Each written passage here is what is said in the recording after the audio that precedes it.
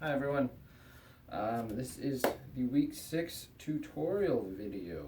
So going over all the exercises for this week's mobility routine and progressions and whatnot like normal. First movement is going to be diamond pose. This is a nice full body stretch that we're going to be breathing during. Today's well I guess not today's, this week's focus is kind of more on circular motions. So there's going to be a lot of rotational stuff in here. This is just a nice way to connect. This is our warm up like we normally do. So you're going to get on the ground, knees set, nice and close to the feet, to the hips. Arms just kind of relaxing. You're going to bring your feet together and then let your knees drop out to the side like in a butterfly. Trying to feel that nice stretch in your groin, keeping your back on the ground. I'm just breathing here. What you can do, if you want this to be up into the arms, you can take your hands and just kind of slide them up the ground. If you want to here, you can bend to 90 degrees, or you can just keep sliding up until you find a point where there's a decent amount of tension in the chest, enough that it's noticeable. And then you can just sit here and breathe. I like to go to the 90 position because it then works a little bit more in the rotation of the shoulders. That is a personal preference. It makes it a little harder to relax in this position, honestly. So if you want this to be more relaxing, just kind of let your hands sit. If you want to get more of a stretch, you can go from here and just twist down as far as you can maintain good shoulder and ribcage posture. Either way, focusing on the breathing, keeping the feet together, keeping that groin stretch and the back on the ground. Next up, we're going to do some foot warm-ups with our hands, also for the toes, the nice part of your feet. This is a finger interlace warm-up routine. So you're going to have to be somewhere you can comfortably sit and grab your foot. So if you do not have the mobility to be on the floor and do this, then you're going to have to do this on a chair, on a couch, or like some surface that you can sit on. I'm going to show up against the wall real quick. So if you're on a chair or something, boom, just cross your leg, and then you have access to your foot, and you can do the routines. If you can't do it on the ground, there's a couple ways you can do it. You can go on like a butterfly and kick it over here. This requires a lot of mobility in this hip. Or you can do a more normal wide butterfly and just put it above, so it's crossing here. It's a little bit easier to get to on the ground. But if you want, double up on the hip mobility, boom, set it there, get yourself up nice and tall. Anyway, once you've gotten to this position, you can access your foot. You're going to take your hands and interlace your toes. So you're trying to get as deep as you can. So base of the knuckle to base of the knuckle. That's the goal. You can technically go same hand down into it. I personally don't like doing it that way. Just because it's a little harder to do the manipulations. But if you find it more comfortable, you can do that way as well. Maybe I don't like it because it's tighter. It's actually harder to get in that way. Anyways, you're sitting up nice and tall. You got your fingers interlaced. And what you're going to be doing is using your hand to move your foot through as big of a range of motion as you can. So as you come up, you want to twist. So you're pushing the big toe down. As you come down, you want to roll it, push the pinky toe up.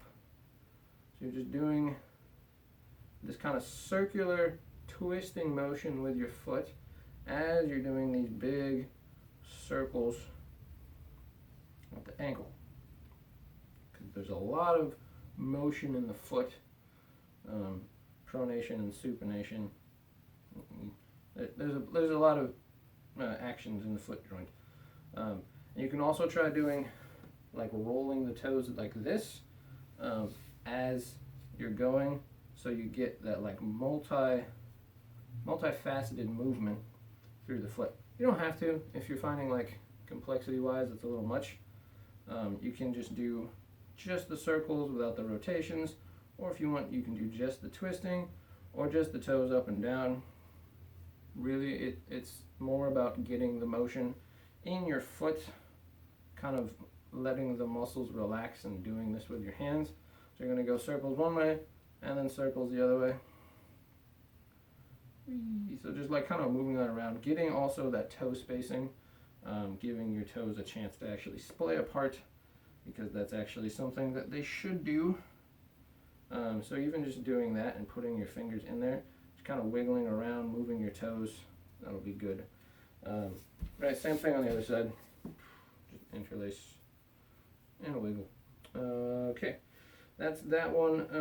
If you have a really hard time getting your fingers in between, you can do this with a sock. So you can take the sock and just kind of weave it back and forth in between your toes. That will give it a little bit of spacing, and then you can do the move. You can just grab your foot and do the movements with the sock as the spacing. And as you get more mobility through the tissues up here, the back of your foot, you can potentially use your fingers. If you're finding that it's just like super painful either way, just go ahead and grab your foot, do it that way, and just maybe try to spend a little bit more time working on your toe splay, because that is something your toes should be able to do without discomfort. Next up, we have something I'm calling floating knee circles. So you're gonna lay on the ground. I'm gonna face this way so you can see what I'm doing. So same as the starting position for the other one, with the feet nice and close to the hips. You're gonna take one leg, widen it out to the side. The other leg you're gonna bring to your chest so that it is floating. From here, you're going to make circles with your heel. So moving your heel up and down, right, going as far in, as far out as you can. Getting into that nice hamstring stretch up at the top. And then working that hip rotation as well. So you're getting that simultaneous hip rotation and knee work. If you want to, you can put in a little bit of twist to your foot as you're going down. I like to think exhale, inhale. So it's that kind of like half split, exhaling, inhaling. But if you want to breathe like at the half this way, so as you're coming down, inhale, coming up. Right, you can do either way. It's just more that you want it to be rhythmic to some aspect of it, so that you can get a consistent breathing pattern, both directions for both feet. As you're doing this one, you're going out at the bottom. It's very restricted. That rotation, at least for me, is very tight. Don't force that. Make sure you can keep your back on the ground. So if you're getting that twist and you kick your hips up and you're trying to rotate really hard, that's defeating some of the point of this one. So you want to keep your hip nice and set and just twist out as far as you can without shifting too much anywhere else. Hopefully this splices in pretty well, but I ended up missing a movement. So here it is, the description for the hip slide shoulder stretch. You're going to be seated in this nice extended position, trying to get your feet flat on the ground. Hands go behind you with your thumbs pointed out. And what you're going to do is open your chest up. So you push your sternum that way, keeping your shoulders pulled back, your head nice and tall, trying to find a little bit of an arch to your low back, right? So you don't want to be rounded like this. This is not going to be helpful. It's not really going to stretch much. Push the chest, drive the hands down and that way, so down and backwards. So you're pressed up nice and tall. Big inhale. On the exhale, you're going to push your hips forwards, pushing with your hands, keeping that chest extended, lifted, whatever you want to think about. I like to twist a little bit, so I'm trying to put weight down on my pinky knuckle, the inside edge of my palm. 2 breathing cycles.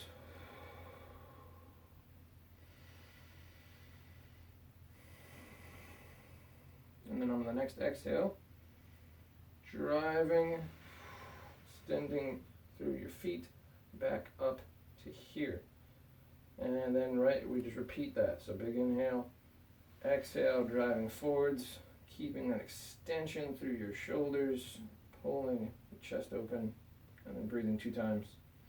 If you're finding that this is putting a lot of stress on the shoulders, you just don't slide forward very far. So you can be here, driving in, doop, get your stretch right here, right? That's totally fine. The distance is just how you can think of tracking your progress with this. Key thing to focus on, not letting the head kind of flop all over the place or fall forwards or fall backwards. You want to just keep it extended up and looking forwards and making sure that you're really trying to engage the shoulders backwards. If you come forwards and you're just doing this, right, like it's really not stretching everything as far. I have very hypermobile shoulders, don't try this. It's really not stretching much. So if you come here and you're very engaged, it's a totally different stretching experience. So that's just a really key thing to focus on, is keeping the chest open, keeping the hands reaching back, because otherwise you can put some weird torque in your shoulders, and you don't want that. It's not comfortable, and it doesn't effectively stretch anything. So back to the rest of the video. Next up is lizard lunge arm circles.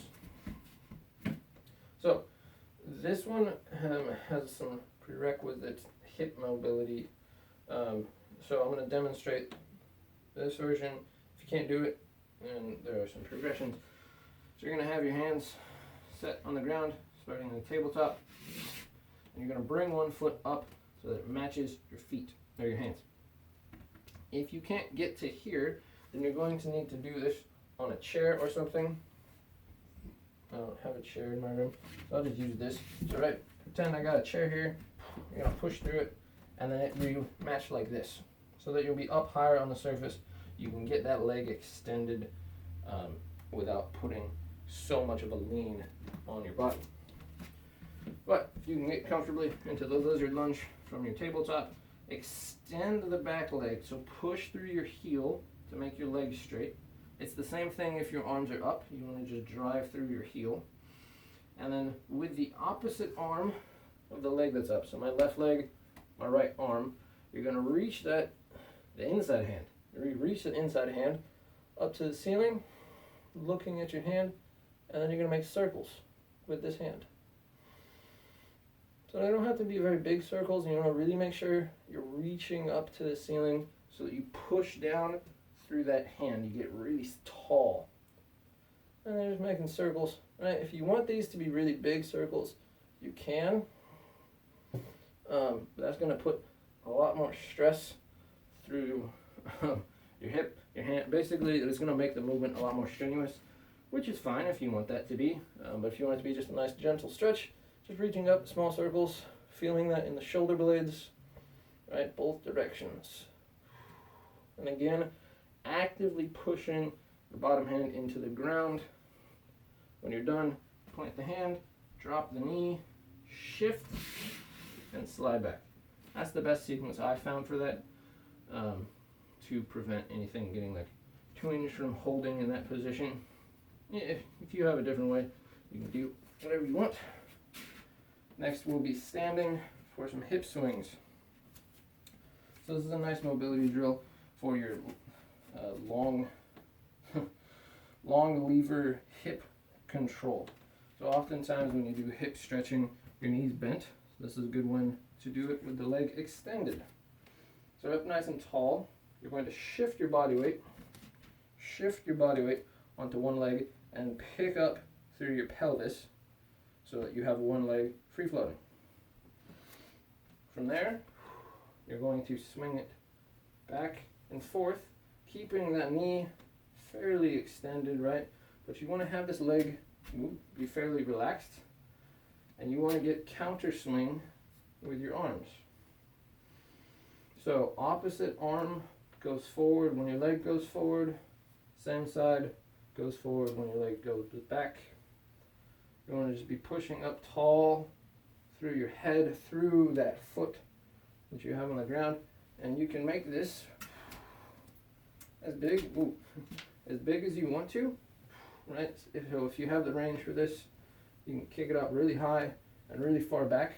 You just want to make sure you're not dumping this back and your chest forwards like this to kick back.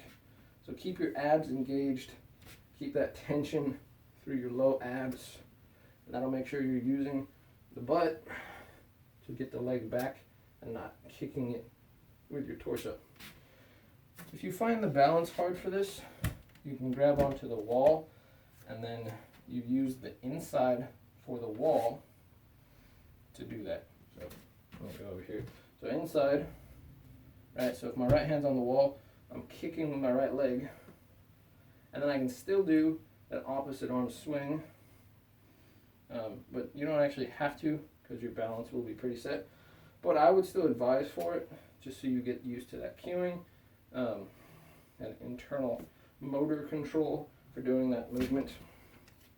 And you want to work to try to be able to do that freestanding on the leg. That's really good for working on that pelvis control and that hip stretch. Because as you kick back, you should feel a little bit in the hip flexors. Not a lot. It's a fairly passive movement. You're just letting the leg kind of flow. Next up, we got forward folding. I don't know why I keep rotating. Sorry. You're going to get in that nice foot anchored position. If you remember the foot screw downs from last time, right? Plant the big toe twist down. You can totally do that. It's a really good way to set the foot posture. Soften the knees, push the hips back until you feel that really strong hamstring stretch. And then let your torso fold down and just sink to the ground.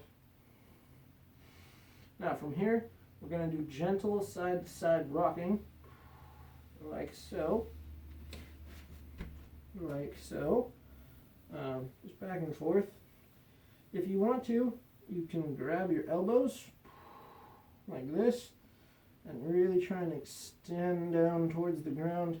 You can let your arms just free hang, but the problem with that is, like, if you do the sliding, they're just kind of dragging on the ground. Not the most pleasant sensation.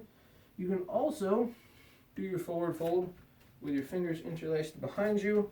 And as you lean, your arm extends up to the ceiling, and then you can just kind of do this one. I like to do twisting as opposed to rocking.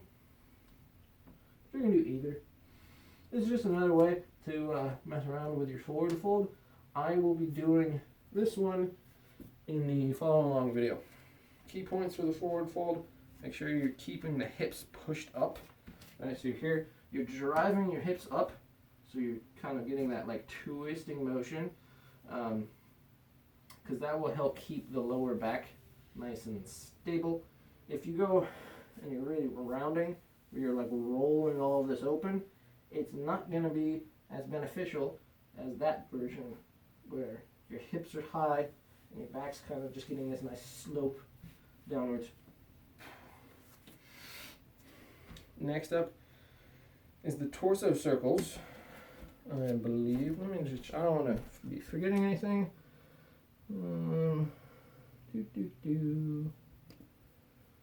Sorry. Why aren't you scrolling? Okay, yeah. Torso circles.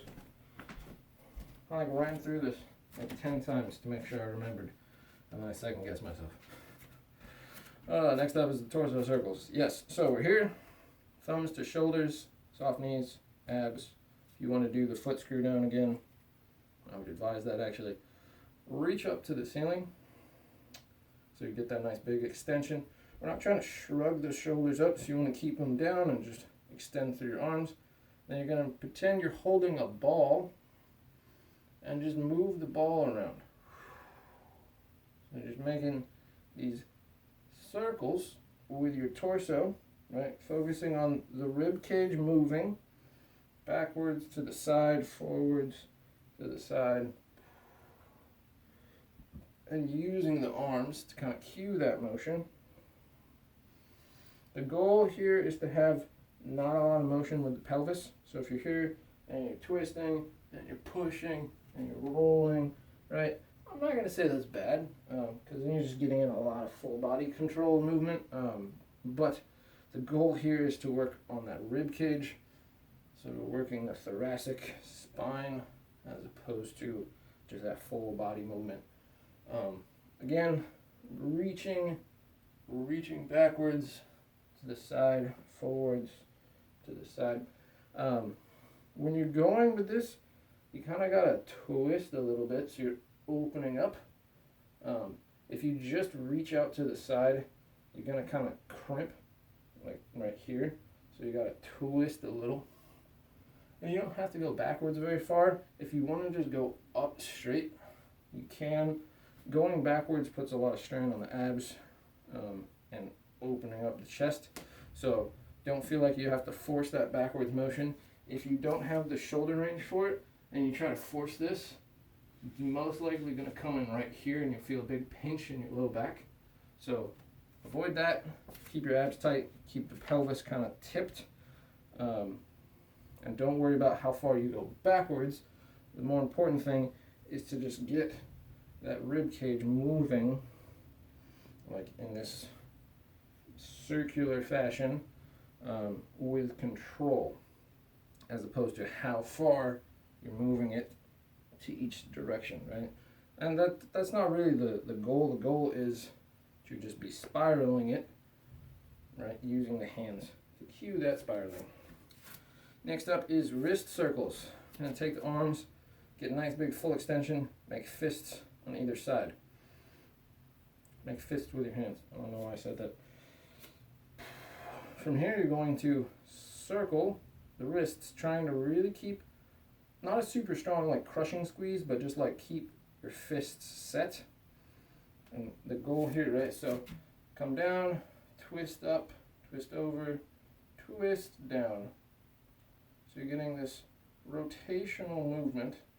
It's going to happen through the forearm as well as through the wrist. So you're not just trying to keep the wrist completely fixed, or the forearm completely fixed, because that's going to actually limit the rotational capacity of your wrist, because that forearm rotation is part of that motion. So, right, both hands doing that twisting, keeping the grip squeezed but not like clamped down super tight. And then you go the other direction.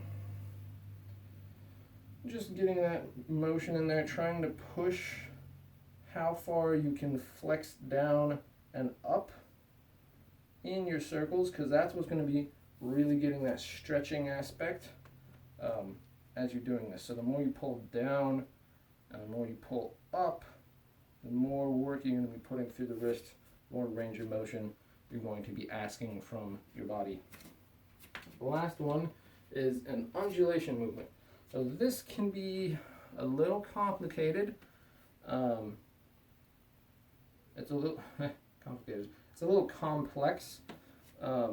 It's actually rather straightforward, but getting the movement down to feel nice and flowing might take you a few tries. So don't be discouraged if it feels awkward at first. It's very similar to the spinal waves we did previously.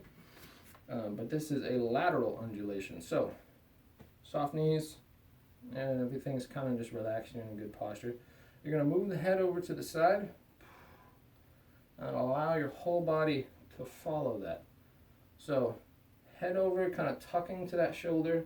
Once you hit that range where you feel a lot of weight on your other leg, you can swap back. So it's just kind of this like snake motion, if you want to call it that. That's sometimes referred to as like a snake undulation. So just back and forth, breathing calmly, right? You can make these really big, but you want to have your head kind of focused forwards, so you're not twisting, right? That's a different kind of undulation. This is one of them, but we're just going this lateral system.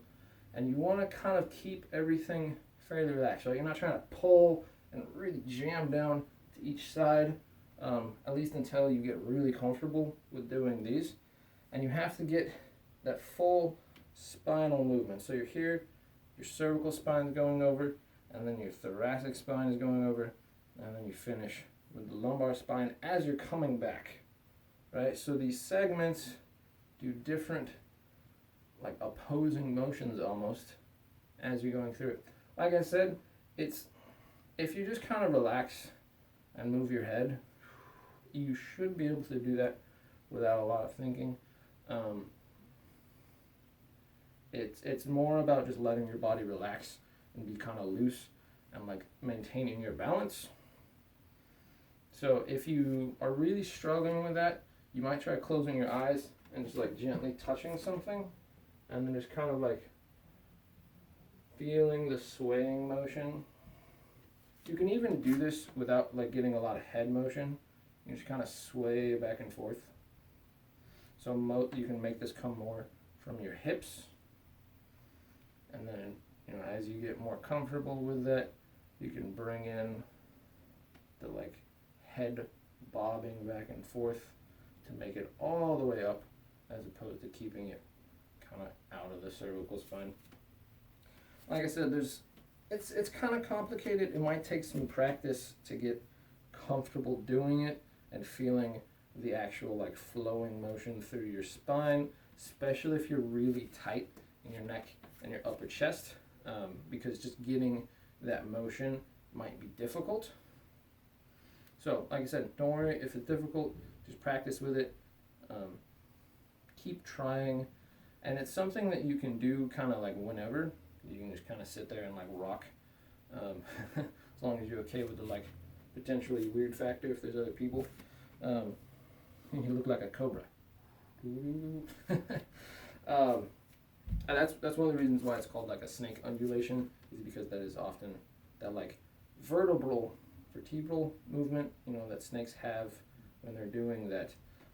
It's actually something that we should be able to do through our spinal column. It's just very difficult to coordinate if you don't do it regularly, which is one of the reasons I'm putting it in here. It's good movement control to have. And with that, sorry for the little ramble.